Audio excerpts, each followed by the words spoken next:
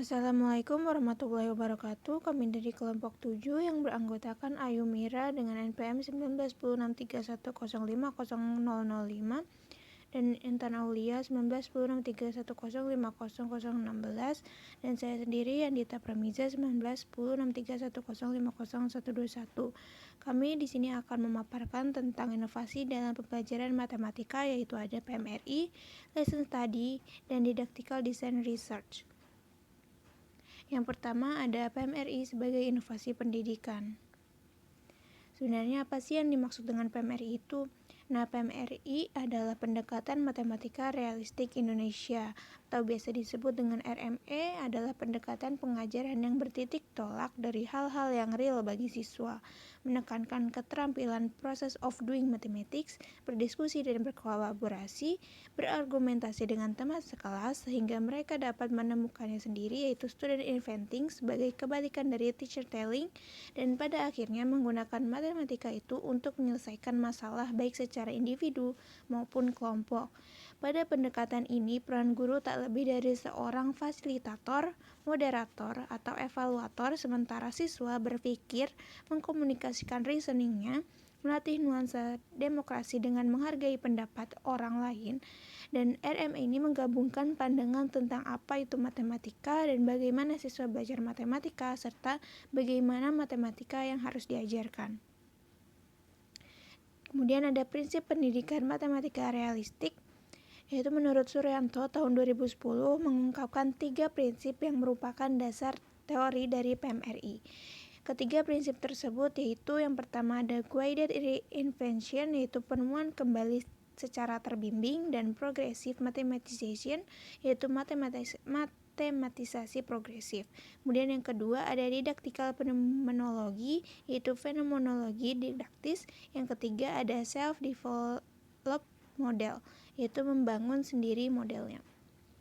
Kemudian ada karakteristik pendekatan matematika realistik. Pendekatan matematika realistik secara garis besar memiliki 5 karakteristik.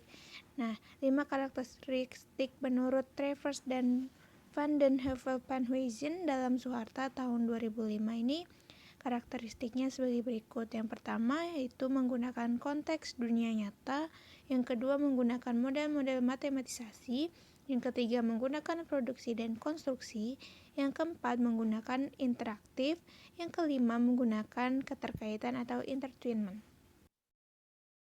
Menurut M. Asiken tahun 2010, untuk mendesain suatu model pembelajaran berdasarkan pendekatan realistik ini harus mempresentasikan karakteristik RME atau PMRI baik pada tujuan materi, metode, dan evaluasi.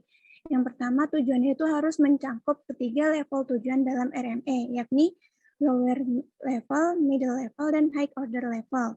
Dua tujuan terakhir ini menekankan pada kemampuan siswa untuk berargumentasi, berkomunikasi, dan membentuk sikap kritis pada siswa.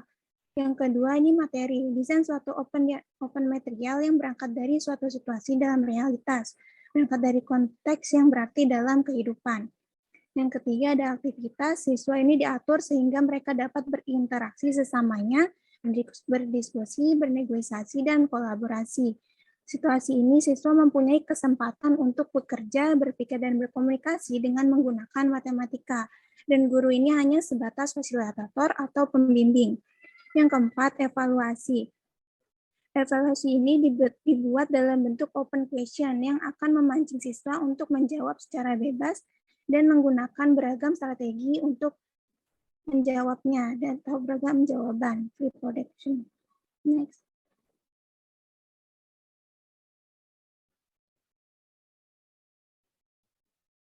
Menurut Turmudi tahun 2004, pembelajaran matematika dengan pendidikan matematika realistik ini sekurang-kurangnya telah mengubah minat siswa menjadi lebih positif dalam belajar matematika.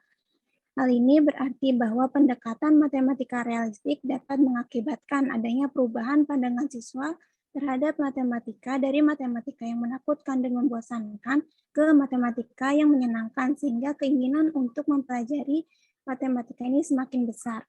Kemudian dengan adanya perubahan pandangan yang selama ini menganggap matematika itu sebagai pelajaran yang menakutkan, akan diharapkan siswa mulai menyenangi, tertarik, dan termotivasi untuk belajar matematika. Sehingga tujuan pembelajaran matematika yaitu membekali peserta didik dengan kemampuan berpikir logis, analitis, sistematis, kritis, dan kreatif, serta kemampuan bekerja sama akan lebih tercapai. Sebagai konsekuensinya perlu diperhatikan pendekatan pembelajaran yang digunakan di kelas. Tujuan pendidikan matematika yang lain adalah penekannya pada pembentukan sikap siswa.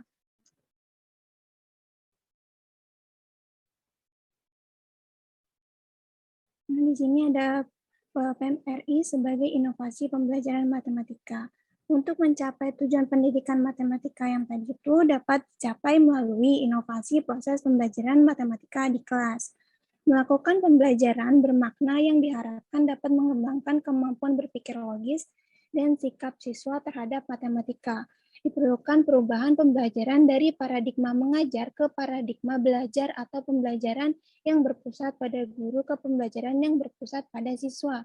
Mengupayakan proses pembelajaran yang menyenangkan, menunjukkan bahwa matematika ini sangat berguna dalam kehidupan sehari-harinya sehingga matematika tidak dipandang sebagai sesuatu yang menyeramkan. Penilaian harus dilakukan terhadap keseluruhan, baik proses maupun hasil dalam rangka untuk memperbaiki proses pembelajaran, bukan merupakan akhir dari proses pembelajaran. Nah, perubahan paradigma pembelajaran tersebut sesuai dengan paham konstruktivisme yang menyatakan bahwa pengetahuan matematika tidak dapat diajarkan oleh guru, melainkan ini harus dibangun oleh siswanya sendiri. Paham matematika ini mendasari pendekatan matematika realistik, sehingga pendekatan matematika realistik layak dipertimbangkan untuk digunakan di jenjang pendidikan dasar di Indonesia untuk mencapai tujuan pembelajaran matematika.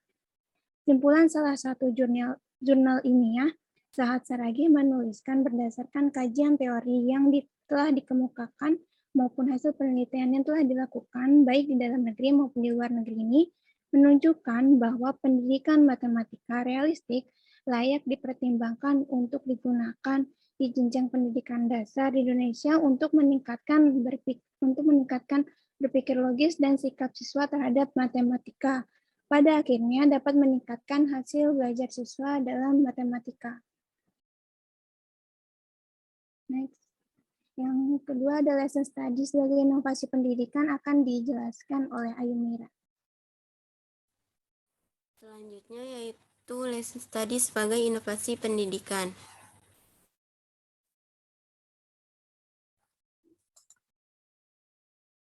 Apa sih lesson study itu?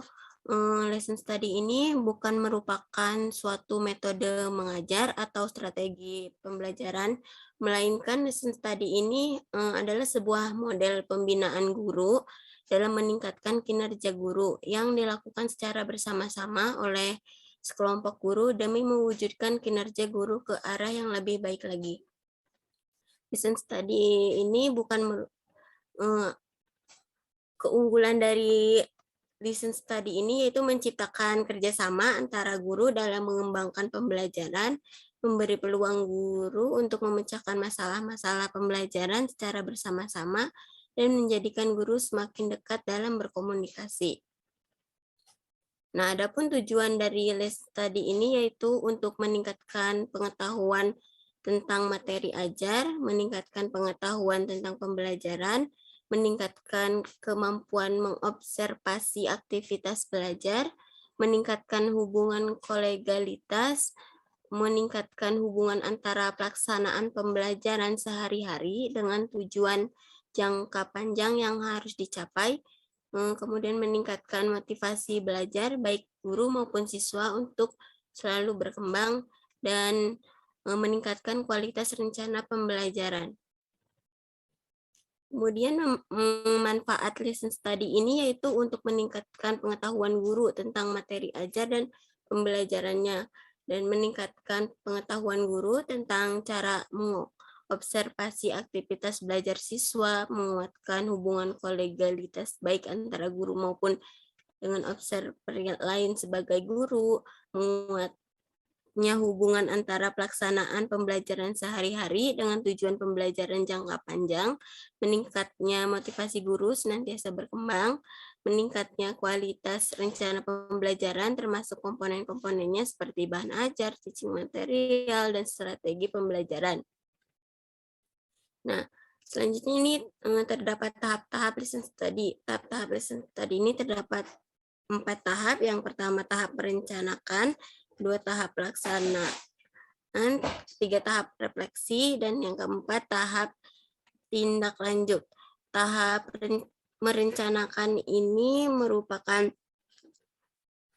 perencanaan awal, analisis terhadap kebutuhan dan permasalahan yang dihadapi dalam pembelajaran seperti kompetensi dasar, cara belajarkan siswa, menyiasati kekurangan fasilitas belajar, dan secara kolaboratif juga guru-guru mencari solusi dalam memecahkan permasalahan yang ditemukan tersebut.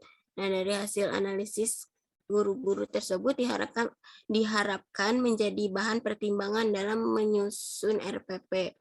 Nah, kedua ini tahap pelaksanaan. Pada tahap ini ada 2 kegiatan, yaitu kegiatan pelaksanaan pembelajaran yang dilakukan oleh guru yang disepakati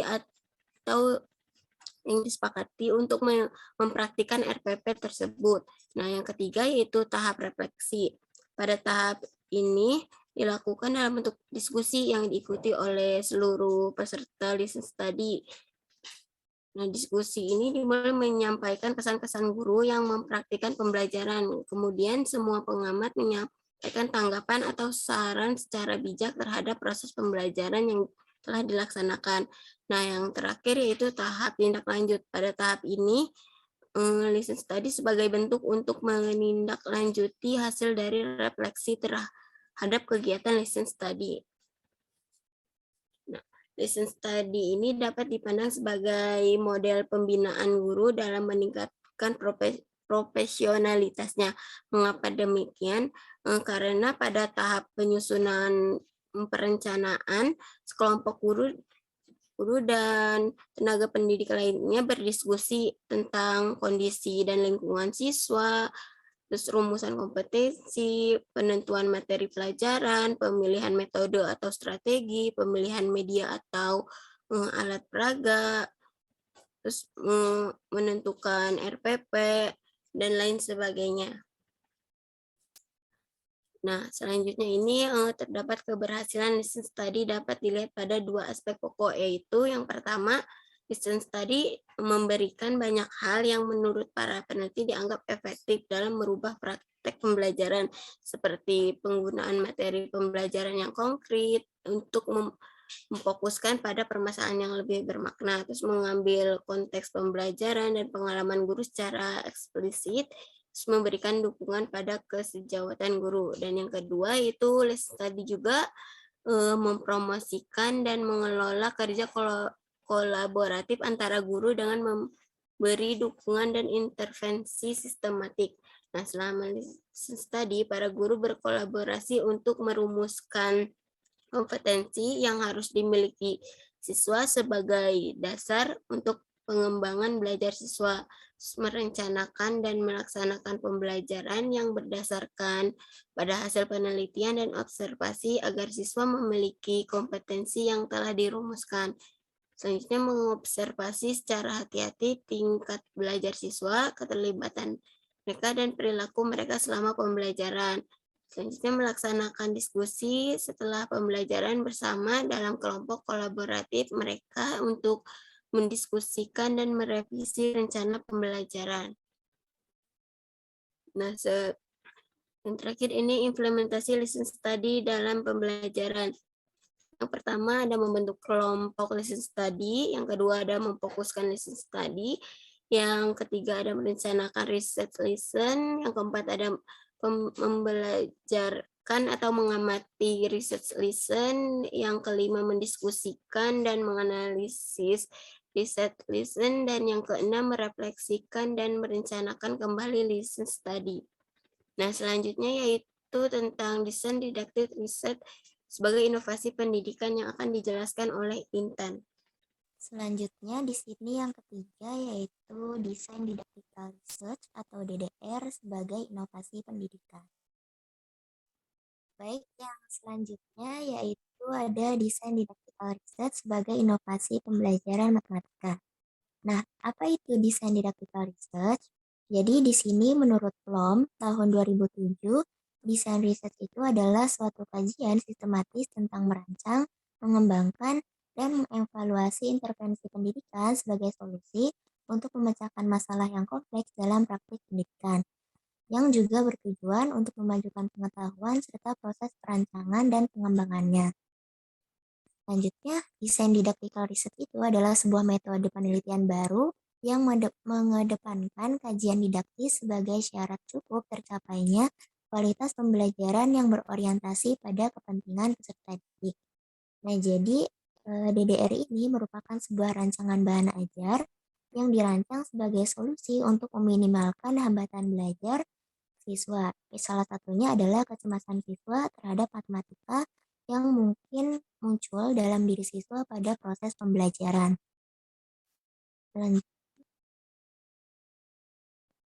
Nah, kapan DDR itu muncul sebagai sebuah inovasi?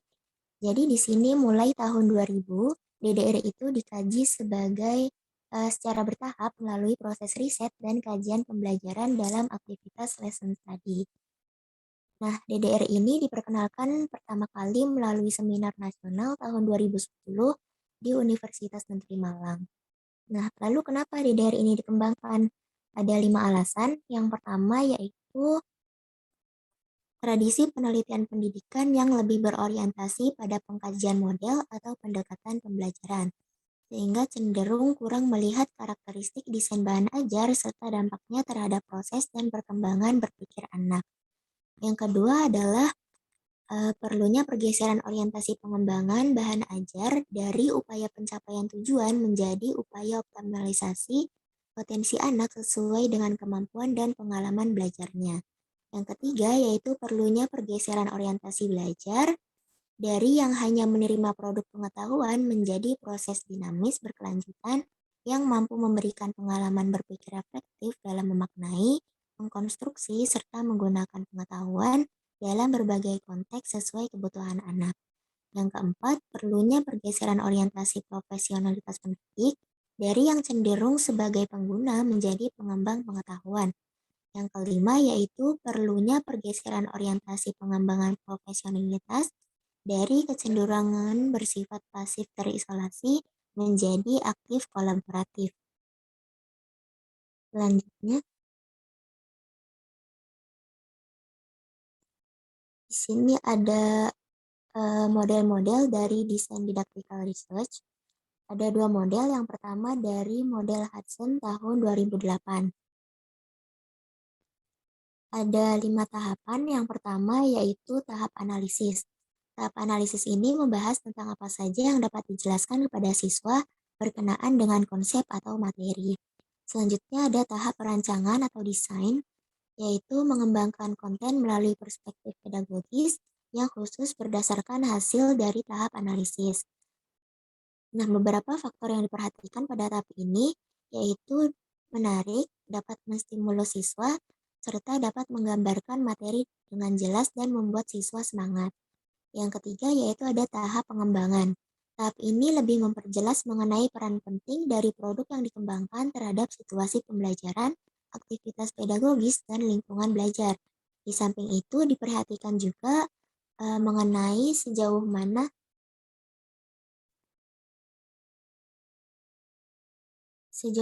produk yang dikembangkan itu dapat menunjang peranan guru dalam pembelajaran.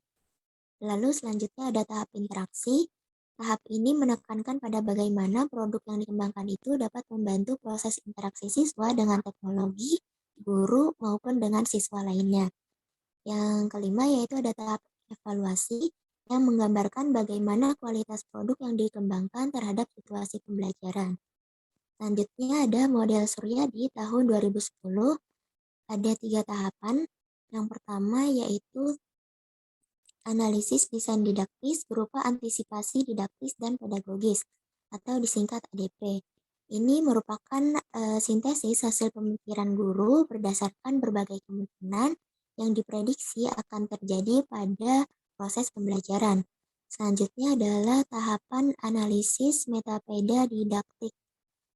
yang terdiri dari 3 komponen, yaitu komponen kesatuan yang berkaitan dengan kemampuan guru dalam memandang modifikasi didaktis sebagai suatu kesatuan yang utuh. Selanjutnya, komponen fleksibilitas yang menekankan bahwa skenario pembelajaran itu hanyalah prediksi, karena pada prosesnya pembelajaran itu situasinya dapat berubah.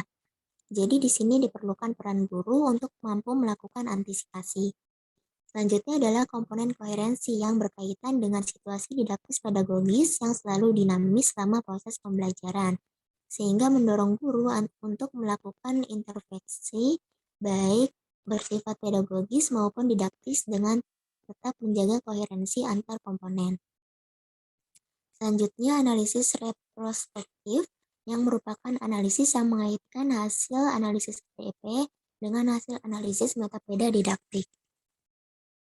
Selanjutnya,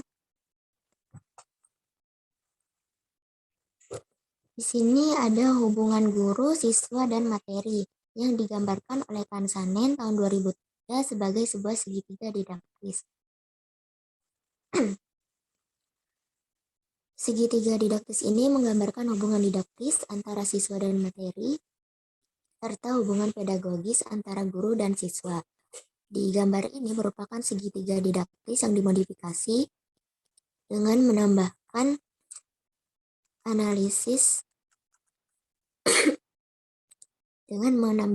antisipasi didaktis yang merupakan hubungan antara guru dengan materi. Jadi di sini peran guru paling utama dalam konteks segitiga didaktis ini adalah menciptakan suatu situasi didaktis sehingga terjadi proses belajar dalam diri siswa. Yang berarti bahwa seorang guru selain perlu menguasai materi ajar, juga perlu memiliki pengetahuan lain yang terkait dengan siswa, serta mampu menciptakan situasi didaktis yang dapat mendorong proses belajar secara optimal. Dengan kata lain, seorang guru harus memiliki kemampuan untuk menciptakan relasi didaktis antara siswa dan materi ajar, sehingga terciptalah suatu situasi didaktis yang ideal bagi siswa.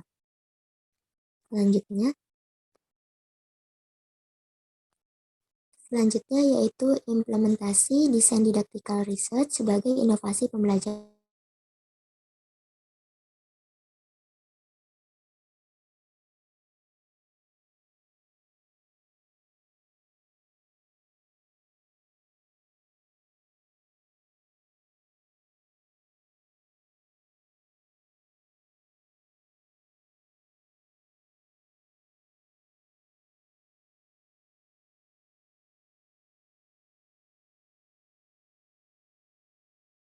Kedua, yang cukup sehingga situasi didaktis yang dirancang mampu mendorong proses berpikir ke arah yang diharapkan.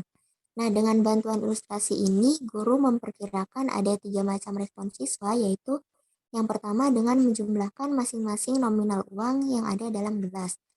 Yang kedua yaitu dengan mengalihkan jumlah nominal yang sama.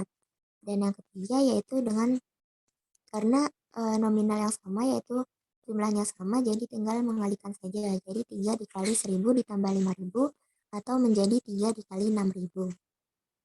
Selanjutnya, nah dari masalah yang serupa, ternyata sejumlah siswa menggunakan representasi pertama untuk memperoleh nilai total uang yang ada dalam gelas. Nah, masalah tersebut adalah sebagai berikut. Tersedia 2 gelas masing-masing berisi uang 1000 dan 2 gelas lainnya masing-masing berisi uang 5000. Lalu siswa diminta untuk menemukan 2 cara untuk menentukan nilai total uang yang ada dalam gelas. Nah, seperti pada soal yang pertama, di sini guru menyajikan sebuah ilustrasi yaitu pada gambar 3. Nah, melalui penyajian soal kedua ini, guru mengharapkan akan muncul 2 macam representasi, yaitu yang pertama dengan mengalihkan jumlah nominal yang sama, yaitu 2 dikali 1000 dan ditambah 2 dikali 5000. Lalu representasi yang kedua yaitu 2 dikali 1000 ditambah 5000 atau menjadi 2 dikali 6000. Namun dari respon yang diberikan siswa ini ternyata tidak hanya kedua representasi tersebut yang muncul, akan tetapi masih ada sejumlah siswa yang menggunakan representasi pertama seperti pada soal sebelumnya untuk menentukan nilai total uang yang ada dalam gelas tersebut. Nah, hal ini menunjukkan bahwa situasi didaktis yang dirancang guru itu tidak serta-merta bisa membuat siswa belajar. Artinya tidak mengarahkan siswa kepada tujuan pembelajaran yang diharapkan. Selanjutnya, nah, untuk membantu proses berpikir siswa agar lebih fokus pada penggunaan faktor aljabar sekaligus memperkenalkan konsep variabel, selanjutnya guru menyajikan soal berikut. Terdapat 3 buah gelas yang masing-masing berisi uang yang besarnya sama, akan tetapi tidak diketahui berapa besarnya. Nah, jika banyaknya uang pada kelompok gelas pertama dan kedua itu tidak sama, berapakah nilai total uang yang ada dalam 6 gelas tersebut? Untuk membantu proses berpikir siswa, guru menyediakan ilustrasi berupa gambar yang ada di gambar 4 itu. Nah, untuk soal ketiga ini, terdapat 3 kemungkinan yang diperkirakan oleh guru akan muncul sebagai respon siswa. Yang pertama yaitu X ditambah X ditambah X ditambah Y ditambah Y ditambah Y. Lalu yang kedua 3X ditambah 3Y. Dan yang ketiga yaitu 3 dikali X ditambah Y. Nah, respon yang muncul ini dari sebagian besar siswa adalah representasi dari model kedua, tetapi tidak menggunakan variabel, melainkan dengan cara sebagai berikut. Yang pertama yaitu menggunakan kata-kata di sini 3 dikali banyaknya uang dalam gelas putih, lalu ditambahkan dengan 3 dikali banyaknya uang dalam gelas hitam. Yang kedua adalah 3 dikali gelas putih ditambah 3 dikali gelas hitam. Selanjutnya, nah, kasus pembelajaran tersebut memberikan gambaran tentang situasi pedagogis yang dikembangkan oleh guru dalam mengembangkan milieu atau disebut juga sebagai lingkungan belajar. Sepanjang proses pembelajaran, guru senantiasa memberi kesempatan bagi siswa untuk mengawali aktivitas belajarnya itu secara individual. Nah, interaksi yang dikembangkan guru lebih didasarkan atas kebutuhan siswa dalam mencapai tingkat perkembangan potensial, yaitu pada saat mereka menghadapi kesulitan. Dalam hal ini dilakukan dengan mendorong siswa yang teridentifikasi mengalami kesulitan untuk bertanya kepada siswa lain yang sudah bisa atau sudah lebih paham tentang masalah yang dihadapi. Nah, dalam hal ini disadari bahwa potensi dari setiap siswa itu berbeda-beda, sehingga dalam proses pembelajarannya guru senantiasa berkeliling untuk mengidentifikasi potensi serta kesulitan yang mungkin dihadapi siswa, sehingga pada proses selanjutnya hal tersebut dapat digunakan untuk menciptakan sebuah interaksi yang lebih sinergis. Ya, sekarang kelompok 7 menjawab dulu pertanyaan dari ini, baru kelompok 8. Silakan kelompok 7. Ayu Mira, Anatia, Anandatia, siapa lagi? Silakan. Izin menjawab, Pak. Saya Andita dari kelompok 7. Izin menjawab pertanyaan dari kelompok 1. Iya, silakan. Pertanyaan dari kelompok 1 itu, apa saja kelebihan dan kekurangan dari pendekatan PMRI? Nah, kelebihan dari PMRI itu, siswa tidak mudah lupa dengan pengetahuannya. Proses pembelajaran juga lebih menyenangkan karena menggunakan realitas dari kehidupan nyata. Kemudian, siswa juga merasa dihargai dan semakin terbuka. Kemudian memupuk kerjasama dalam kelompok, melatih keberanian siswa untuk menjelaskan jawabannya, melatih cara berpikir siswa, dan mengemukakan pendapat juga mengandung pendidikan yang menerapkan budi pekerti. Untuk kelemahannya, siswa ini masih banyak yang mengalami kesulitan dalam menemukan sendiri jawabannya karena sudah terbiasa diberikan informasinya terlebih dahulu oleh guru. Kemudian membutuhkan waktu yang lama, terutama bagi siswa yang lemah dalam matematika. Siswa juga yang pandai ini kadang tidak sabar untuk menanti temannya yang belum selesai, sehingga menimbulkan percecokan. Kemudian membutuhkan alat peraga yang sesuai dengan situasi pembelajaran saat itu. Dan belum ada pedoman penilaian, sehingga guru merasa kesulitan dalam evaluasi untuk memberikan nilai. Sudah, Pak. Iya.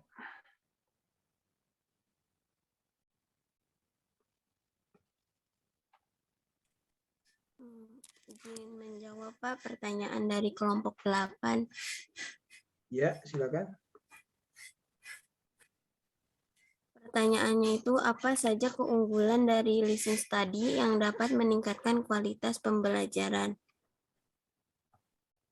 Nah, tadi kan di PPT juga udah ada listen study itu mempunyai keunggulan menciptakan kerjasama antar guru dalam mengembangkan pembelajaran, memberi peluang guru untuk memecahkan masalah-masalah pembelajaran secara bersama-sama dan menjadikan guru semakin dekat dalam berkomunikasi. Nah, selain itu, listen study ini merupakan suatu cara efektif yang dapat meningkatkan kualitas pembelajaran yang dilakukan guru dan aktivitas belajar siswa. Nah, hal ini karena dapat mengembang listen study ini dapat dilakukan dan didasarkan pada hasil sharing pengetahuan profesional yang berlandaskan pada praktik dan hasil pembelajaran yang dilaksanakan pada guru.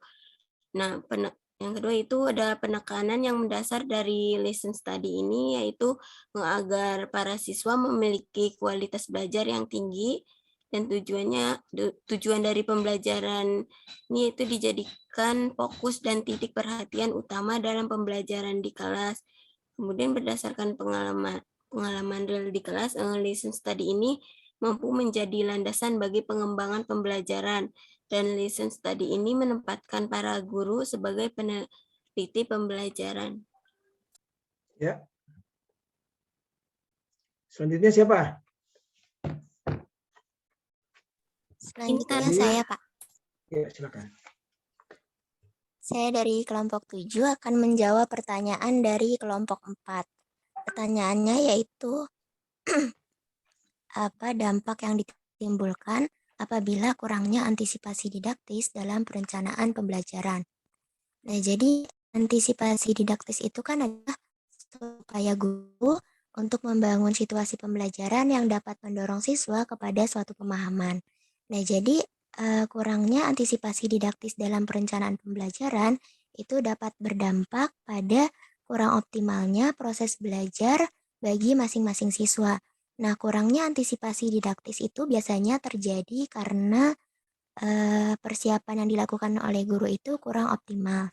Nah, di mana dalam penyusunan perencanaan pembelajarannya itu kurang mempertimbangkan beragam respon siswa terhadap situasi didaktis yang dikembangkan.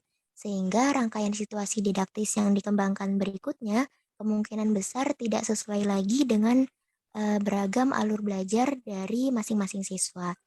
Nah, jadi karena persiapan yang dilakukan oleh guru itu kurang optimal, maka beragam respon siswa terhadap situasi didaktis yang dikembangkan itu di luar jangkauan dari pemikiran guru tersebut atau tidak dapat tereksplor oleh guru. Nah, sehingga akan muncul beragam kesulitan dari masing-masing siswanya yang tidak dapat direspon dengan tepat oleh guru atau bahkan sama sekali tidak direspon. Nah, hal ini berakibat pada proses belajar yang diharapkan itu tadi kan dapat mendorong siswa kepada suatu pemahaman, jadi harapannya itu tidak dapat terjadi secara optimal, begitu Pak. Ya, ya bagus. Jadi ini ya sudah bergeser ya. Jadi artinya pembelajaran matematika yang selama ini dianggap terlalu akademis ya, bukan akademis, pendekatan seperti ilmuwan gitu ya, yang ternyata di berbagai negara dianggap tidak berhasil. Nah, sehingga tercetus model PMRI ya, kemudian kemampuan gurunya ditingkatkan melalui lesson study dan sebagainya. Kemudian yang ketiga tadi DDR ya, untuk melakukan supaya pembelajaran matematik itu lebih friendly lah, melihat kondisi aktual ya. Ini memang penting. Mengajar sudah menggunakan PMRI, sedang diupayakan kita bergeser ke PMRI supaya siswa lebih mudah mempelajari matematika gitu ya. Nah, ini setelah Tetapi yang harus kita antisipasi bagi Anda tetap harus lebih maju mengenal penggunaan ICT dalam pembelajaran matematika ya. Ke depan pembelajaran dalam dunia pendidikan akan masuk pula teknologi metaverse ya. Metaverse itu di mana suasana virtual bisa lebih interaktif dengan kita. Jadi mungkin ke depan yang disebut mengajar itu kita akan sama-sama hadir, bukan seperti sekarang Anda hadirnya di dalam sebuah platform Zoom atau Google Meet. Kalau di dalam Metaverse kita bisa berinteraksi, ya. Kita bisa membuat avatar, ya, membuat tiruan kita di sana sehingga kita bisa berinteraksi, bisa mengajar lebih interaktif. Mungkin Anda akan mengalami depan itu ya. Nah, jadi kesimpulan dari materi yang kelompok 7 sampaikan yaitu dari perhatian pemerintah dan pakar pendidikan matematika di berbagai negara untuk meningkatkan kemampuan matematika siswa dalam rangka mengatasi rendahnya aktivitas dan hasil belajar matematika, telah diuji cobakan penggunaan pembelajaran matematika secara kontekstual dan humanistik, seperti yang telah dikembangkan di berbagai negara. Nah, yaitu berbagai inovasi dalam pembelajaran matematika yang dipopulerkan di Indonesia, yaitu ada pendekatan matematika realistik Indonesia atau PMRI, lesson study, dan desain didactical research atau DDR. Sekian presentasi dari kelompok 7 mengenai inovasi dalam pembelajaran matematika yang terdiri dari pendidikan matematika realistik Indonesia, lalu ada lesson study dan juga desain didactical research. Mohon maaf apabila masih terdapat kekurangan dalam penyampaian materinya. Saya ucapkan terima kasih kepada Bapak Dr. Haji Dadang Rahman Munandar dan juga teman-teman semua yang sudah hadir dalam diskusi pada pertemuan hari ini. Wabillahi taufiq wal hidayah. Wassalamualaikum warahmatullahi wabarakatuh.